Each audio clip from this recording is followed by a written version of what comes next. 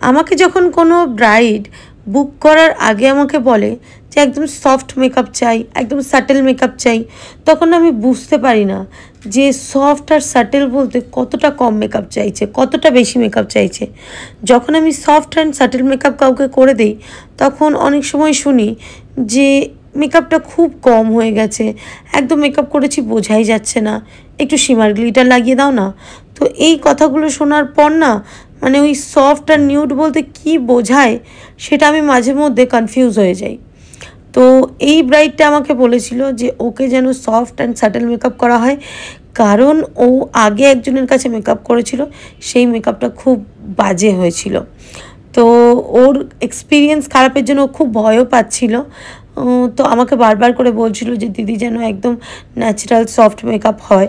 তো সেটাই আমি করেছি আর ওর মেকআপটা খুব পছন্দ হয়েছে।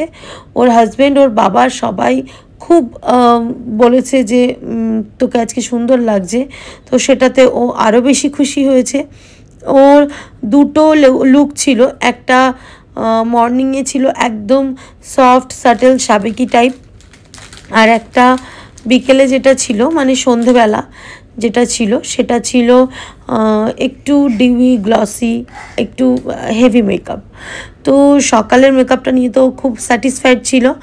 এবার আরেকটা জিনিস যেটা ও বলেছিল যে ওর খুব ঘাম হয়, তো সেই হিসেবে যাতে মেকআপটা একটু লং লাস্টিং থাকে সেটা একটু খেয়াল রাখতে বলেছিল। আর আমি ওকে মেকআপ করে দেওয়ার পর আমি যে রিভিউটা পেয়েছি যে সকাল থেকে সন্ধে পর্যন্ত ওর মেকআপ অ্যাজ ইট ইজ ছিল। আর আমি ওটা নিজে গিয়েও দেখেছি যে মেকআপটা কোনো কিচ্ছু নষ্ট হয়নি। আর ওই দিন পড়েছিল খুব গরম, আমি খুব টেনশানে ছিলাম, বাট আলটিমেটলি কিছু হয়নি, সেটাই আমার কাছে অনেক।